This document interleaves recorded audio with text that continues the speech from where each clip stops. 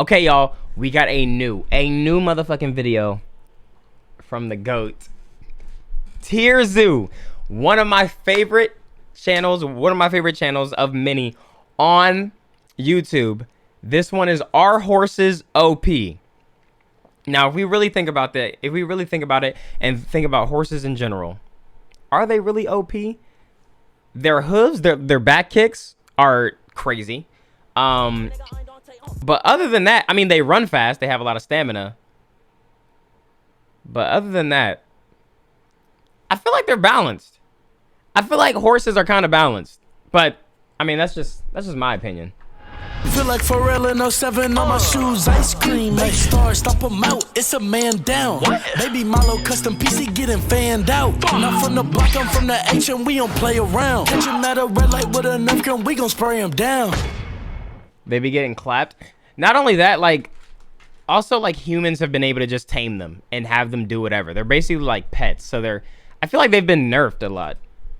If anything, they need a buff if they really want to, you know, be like that.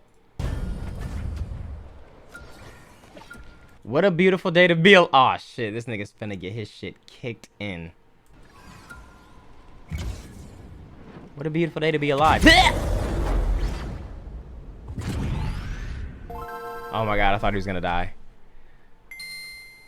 Players have a wide selection of equipment to choose from when speccing their character. Teeth, claws, stingers, spikes, each weapon has distinct advantages and disadvantages in combat. Herbivore players tend to favor highly intimidating equipment like horns and antlers. In the African meta, I didn't even know those what are they, capybaras? I didn't even know of those things or that they existed until JoJo.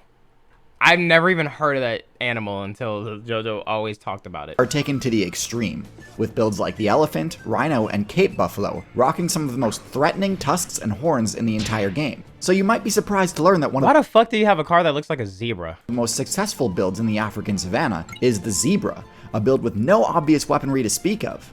So what is it about the zebra build that has granted it such a dominant position in the savanna? We'll answer that question and many more in today's video, which was sponsored by CuriosityStream. Yeah, that is a good question. To answer that question, let's zoom out a bit and discuss the incredible stats and abilities of the entire equine faction, including zebras, horses, and donkeys. Let's begin with their stats. Right off the bat, it's plain to see that this is a highly mobility-centric build, pretty with balanced. an above-average power stat to back it up. With slightly above-average intelligence and fairly poor defense, HP, and stealth stats. Yeah, like once they fall, aren't they kind of fucked? Like they can get up, but some of them just like they're just fucked. At first glance, you might think that these stats belong to a rushdown predator, something like a wolf or eagle, something that can overwhelm its target with speed and power, and either finish the attack before the defender has a chance to counterattack, or weave in and out of the defender's effective range, chipping away at it or tiring it out. Clearly, stats don't tell the whole story here, as all equines are herbivores. So let's delve a little deeper into the abilities and strategies that horses and all their variants utilize to survive. Seeing as their highest stat is mobility, it's no surprise that an equine player's best defense against a predator player's attack is to run away. While not technically as fast as the max speed of a top-tier predator, cheetah, bro. Horse builds are able to maintain high speeds for much longer, and because of this, builds like the big cat or bear have little chance of catching them without an extremely stealthy ambush. The horse's specialized hooves grant them a bonus to burst movement speed and allow them to ignore the movement penalties of rocky terrain. The likelihood of a successful ambush is driven even lower due to the horse's solid intelligence stat, which allows it to engage in herd behaviors, such as individuals keeping watch to alert vulnerable teammates of approaching enemies. Taking shifts keeping watch is really important in a party of horse players, because horses need to spend massive amounts of time grazing. See, horses did not spec into the ruminant perk, which means they can't extract nearly as much energy from grass as builds like sheep and cows can. This was an intentional trade-off to keep the build much more lean and agile than ruminants, enabling them to dash quickly and jump great distances. But because the amount of time they need to spend feeding with their heads down is around double that of an equivalent-sized ruminant, there's no way they'd be able to avoid an ambush alone. If they do get attacked, the chase begins, and this is where one of the horse's other core abilities comes into play: sweating. Now, I do need to address an inaccuracy I made in a previous video, my most viewed video to date, Are Humans OP?, where I say the ability to sweat is uniquely human. This isn't entirely accurate. Horses also have the ability to sweat in order to dissipate heat, However, they're Really? nowhere near as efficient at cooling down via sweating as humans are, for one main reason: body hair. Sweat doesn't evaporate off of a horse's body as easily as it does a human, because sweat gets trapped in the hair on a horse's body. As such, humans still absolutely crush horses in terms of thermoregulation during distance running. But sweating is still an extremely powerful ability that massively reduces a player's loss of stamina during a run, and thereby greatly increases the potential distance a player can travel. Anyways, if during a chase, the horse player finds itself somehow unable to Okay, hold on. I gotta help Daniel with something. Okay. completely avoid an attack, that's when the other signature equine ability comes into play. No! The kick.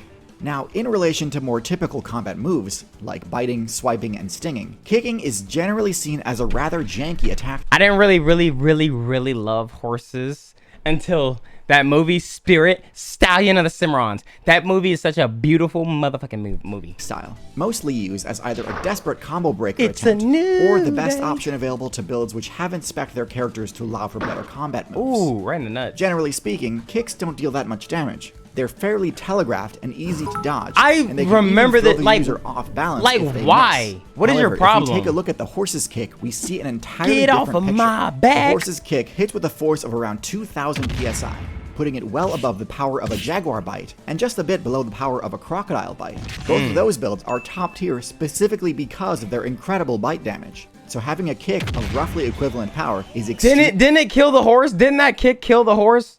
Holy shit. useful.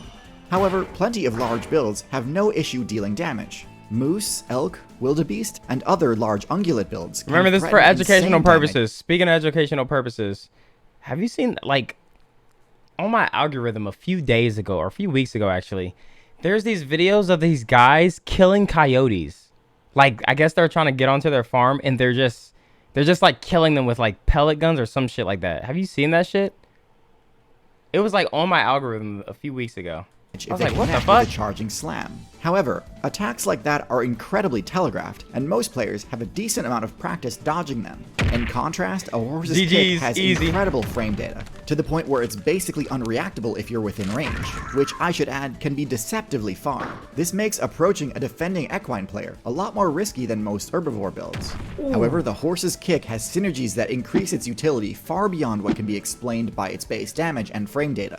When it comes to defending themselves from attacking carnivore players, equine builds are at a huge advantage. Let me explain. So, most herbivore builds have only two options when confronted with an adversary: fight or flight.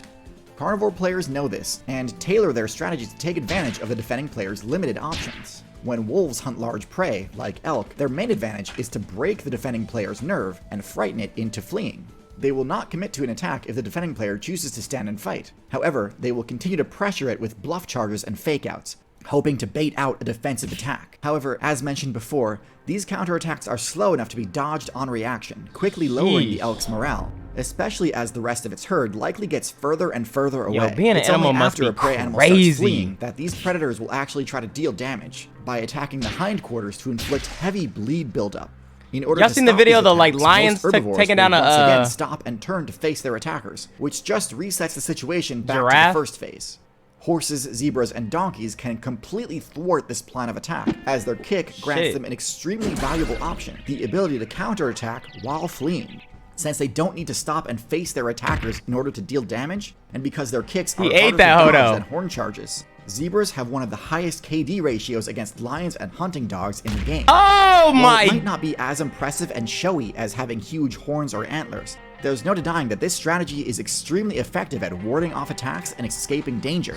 On top of all the other benefits, kicking also allows the equine player to keep its vitals well out of reach and isn't exposing itself to a critical hit counterattack like some horn users do when they attack. It does have its limitations though. Kicking backwards requires specific positioning, which, unless your character has 360-degree vision, will make your attacks less accurate. And on the odd chance that your opponent does get in front of you and land a grab before you're able to turn away, your options to fight back will be fairly limited, and nowhere near as powerful. Now, I do want to mention that unlike many ruminant herbivores, which only have lower teeth, equine players do possess a full set of upper and lower teeth Thank you. that are able to deliver quite powerful bites. So they aren't completely as a full set of upper and lower teeth that are able to deliver quite powerful bites. So they aren't completely helpless when facing an enemy head-on. But nonetheless, the unidirectional nature of their strongest attack option does mean that some counterplay is available. Next, let's discuss the advantages and disadvantages of the different variants of the equine build. We'll start with the horse, the most well-known of the bunch. Horses undoubtedly have the best base stats of the group, That shit is crazy. with higher power and more HP being the most That thing obvious is a things that beast. scale with size. They've also got the fastest top speed. However, perhaps even more importantly, the horse's higher intelligence stat enables cross-species team strategies, which can lead to some incredibly broken combos. Damn, Zebras have a Nation, slightly you lower base scared. stat total, although this change isn't really enough to affect their playstyle. They're still perfectly capable of escaping attacks using their speed and endurance, and punishing overly aggressive enemies with a devastating kick. In addition to all this though, the zebra's unique stripe pattern grants it a few extra bonus perks. Because this pattern helps break up their outline and obscure their position, especially when grouped up, attacks against zebras incur a slight accuracy penalty. Surprisingly, this debuff even applies to insects, resulting in zebras taking significantly less damage from parasites than other similarly sized builds. In exchange though, the zebra's intelligence stat is a fair bit lower, to the point where Interesting. zebras are unable to engage in the same team combos as horses. Donkeys are a bit of an outlier group, with the lowest power stat of the group. They have the highest intelligence stat, but tend to actually prefer solo play. They can be trained to become a useful party member, but they aren't naturally suited. Bro, people always be messing with these random ass animals, and then be surprised like when some shit happens. Like she look at the camera like, why would he ever do that to me? Like, Prefer solo play. They like, bro, can be trained to become a useful party member, but they aren't naturally suited to this style of gameplay. And although they're quite capable of dishing out serious damage Not with a their dog. kicks, donkey mains also tend to favor the bite move in combat. A somewhat I ain't gonna lie, man. Some people don't deserve dogs. They be letting their dog go out and like bark. There's a video I seen. The dog went out and barked at an alligator or crocodile or whatever by a river, and they were all laughing. They're like, ha ha ha! Look at him! Look at him! And then the alligator fucking attacked their dog and ate it. And then they were like, oh, wow, my god! Like, what the fuck did you think was gonna happen in this situation? poorly optimized build in my opinion. It's no surprise that despite horses and zebras having Look at this. quite solid matchups against both canid and Niggas fluid just recording opponents, laughing. donkeys end up experiencing a fair bit of difficulty, in part due to their smaller size, but also because maybe they just don't realize the potential power of a well-placed kick. Of the three main equine classes, it's a tough call which one I think is the most viable. I think they're definitely all at least high B tier. Personally, I do think horses take the top spot, and I'd even give them the rank of low A tier. See, despite being originally from the North American server, horses have successfully established invasive populations all across the overworld, including places in Africa that even zebras have difficulty surviving in. This is the premise for the incredible documentary Stallions of the Namib Desert, which chronicles the descendants of a small group of horses abandoned by World War I soldiers a century ago. This documentary is available to watch right now on CuriosityStream, the sponsor of today's video. That'd be polite. CuriosityStream is an amazing subscription streaming service with thousands of high-quality documentaries and non-fiction titles. In addition to Stallions of the Namib Desert, CuriosityStream W also has a ad, bunch W of my segue. personal favorite documentaries, including Out of the Cradle and Amazing Dino World. In addition, every new CuriosityStream member also gets access to Nebula, a streaming service made by and for creators like myself. I'm currently working hard putting together a brand new, fully 3D animated original Versus series. But in the meantime, I also recommend some of the originals made by fellow creators, such as the Modern Conflict series made by YouTuber Real Life Lore. It's especially relevant in today's meta. To get access to both of these awesome services for only $1.25 a month, head to curiositystream.com/tierzu or click the link in the description. See, this is Thanks the so much thing. for watching. Thanks especially to my This is the thing, like, with ads, I feel like you gotta get stuff, I don't know, that you can really, like, I guess, I don't know, man. Because, like, this fit perfectly with the video. But there be some ads that I'll watch a video about something like, I don't know, some documentary on some YouTuber, like, just some random person made it. And then, like, halfway through the video, they'd be like, and Ridge Wallet, like, this video is sponsored by Ridge Wallet. And I'd be like, what the fuck? Like, it kind of don't make sense. I don't know how to explain it. Like, I feel like it's gotta flow. patrons on Patreon. And until next time, good luck out there. Oh, I thought that horse was about to get kicked. I thought the little baby horse was about to get kicked in the fucking face, man. Raycon earbuds. See, like, with Raycon, I'll put those ads at the beginning of a try not to get lit video. Because we're listening to music. So it's like, that makes sense. Oh, before we get into the video, you know, since we about to listen to some music, got some headphones, da da da da, or some, you know, some shit like that. I try to make it make sense with whatever it is I'm doing.